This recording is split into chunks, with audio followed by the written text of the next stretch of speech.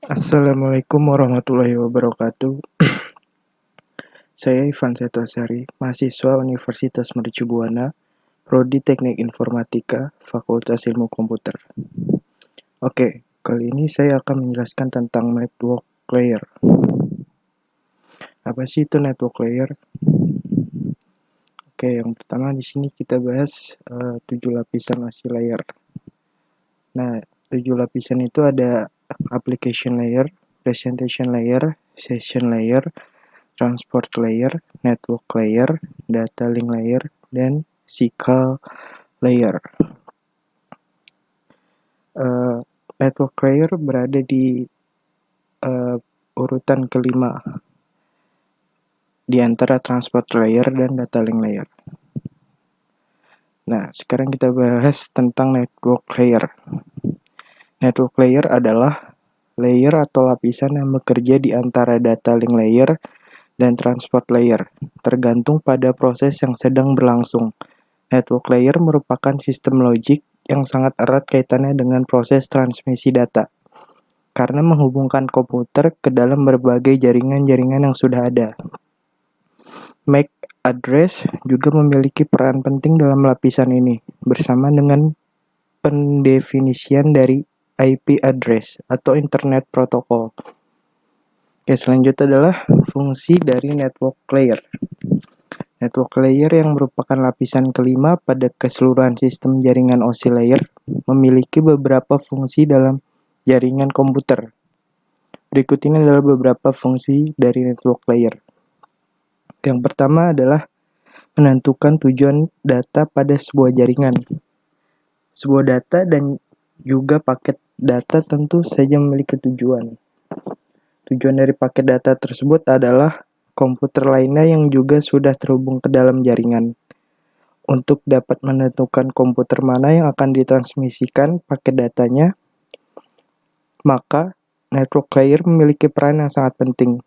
Network layer akan menentukan kemana sebuah paket data akan ditransmisikan, sesuai dengan perintah yang sudah diberikan kepadanya. Yang kedua adalah mendefinisikan alamat IP.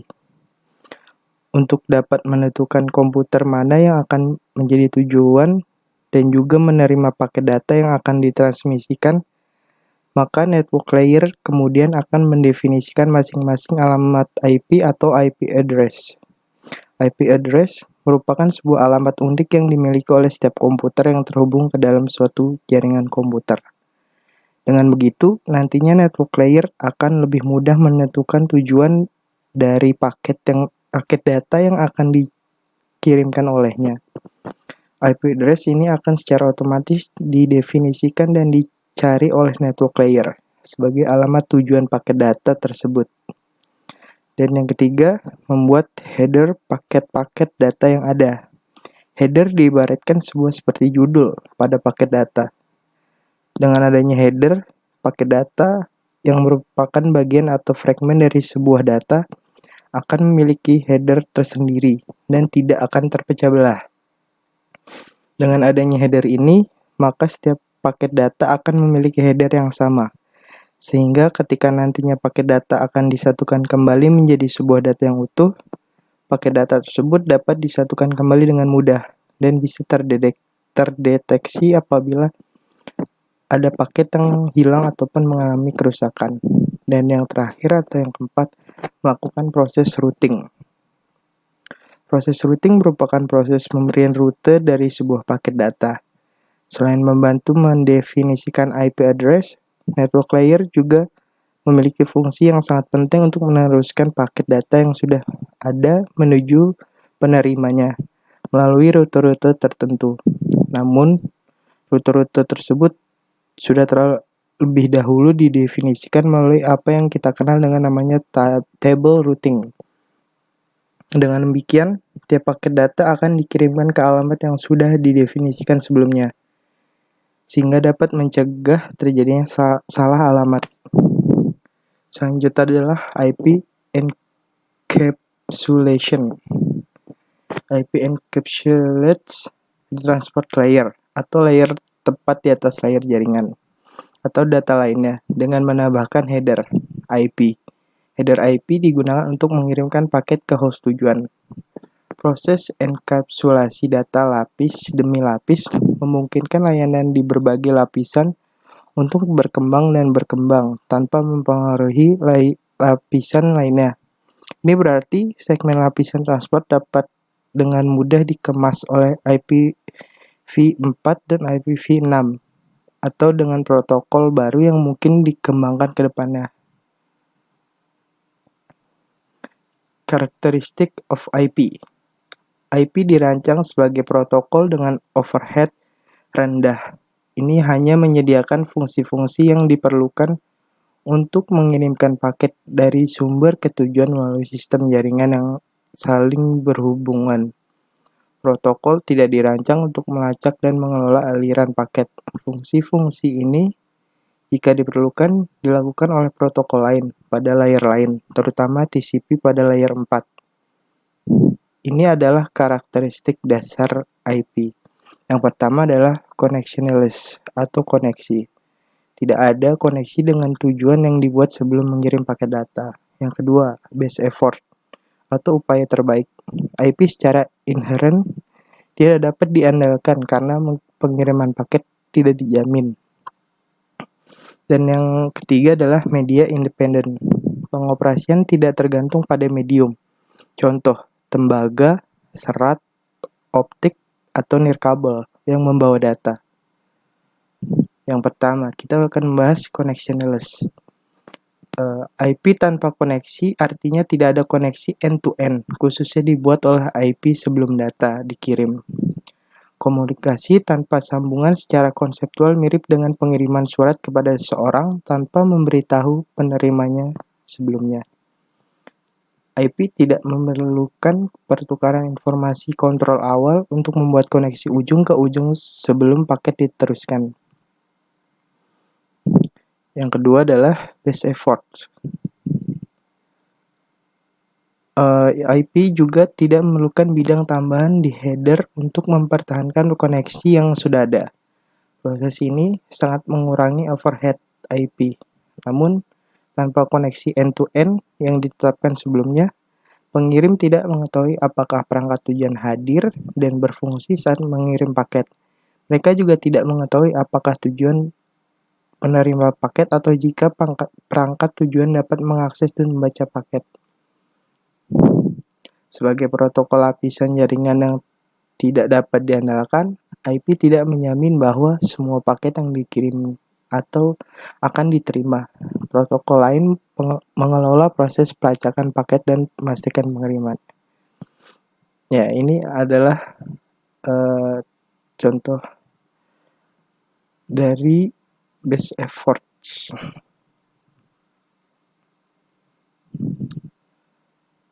Selanjutnya adalah media independen. IP beroperasi secara independen dari media yang membawa data di lapisan bawah tumpukan protokol, seperti yang ditunjukkan pada gambar di bawah itu. Di bawah ini, paket IP dapat dikomunikasikan sebagai sinyal elektronik melalui kabel tembaga, sebagai sinyal optik melalui serat, atau secara nirkabel sebagai sinyal radio. Lapisan data link OSI bertanggung jawab untuk mengambil paket IP dan mempersiapkannya untuk transmisi melalui media komunikasi. Ini berarti bahwa pengiriman paket IP tidak terbatas pada media tertentu. Namun, ada satu karakteristik utama dari media yang dipertimbangkan oleh lapisan jaringan. Ukuran maksimum PDU yang dapat diangkut oleh masing-masing media.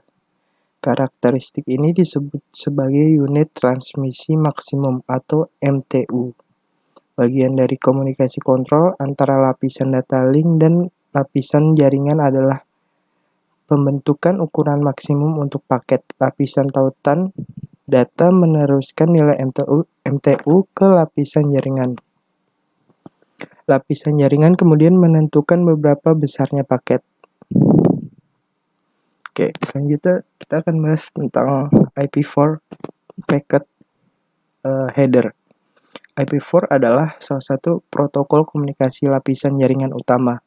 Header paket IP4 digunakan untuk memastikan bahwa paket ini dikirim ke pemberhentian berikutnya dalam perjalanan ke perangkat akhir tujuan. Header paket IP4 terdiri dari bidang yang berisi informasi penting tentang paket. Bidang-bidang ini berisi angka-angka biner yang diperiksa oleh proses layer 3. IP4 packet header fields. Nilai-nilai biner pada masing-masing bidang mengidentifikasi berbagai pengaturan paket IP.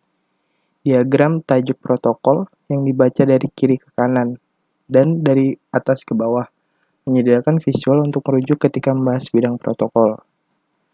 Nah, ini diagram header protokol IP pada gambar mengidentifikasi bidang paket IP4.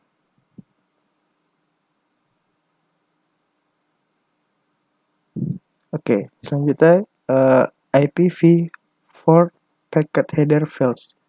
Dua bidang yang paling sering dirujuk adalah sumber dan alamat IP tujuan. Bidang-bidang ini mengidentifikasi dari mana paket itu berasal dan kemana ia pergi. Biasanya, alamat-alamat ini tidak berubah saat berpergian dari sumber ke tujuan.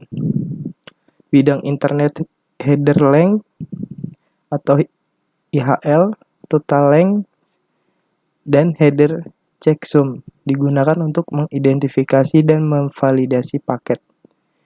Bidang lain digunakan untuk menyusun ulang paket yang terfragmentasi.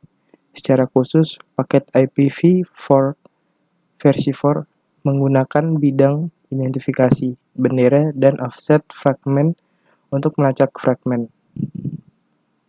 Oke, selanjutnya kita akan bahas IP versi 6 paket.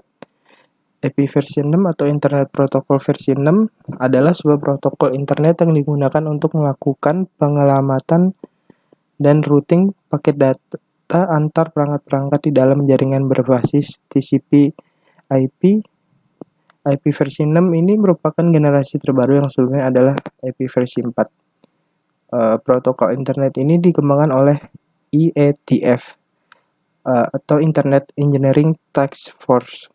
Mungkin belum terlalu banyak untuk penggunaan IP versi 6, namun seiring perkembangan teknologi dan keterbatasan ruang pengelamatan dari IP versi 4, secara data penggunaan IP versi 6 semakin meningkat dari setiap tahunnya.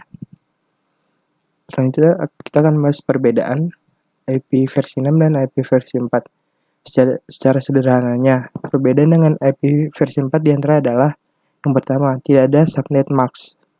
Yang kedua adalah tidak ada alamat broadcast. Yang ketiga adalah tidak memerlukan DHCP server atau stainless mechanism.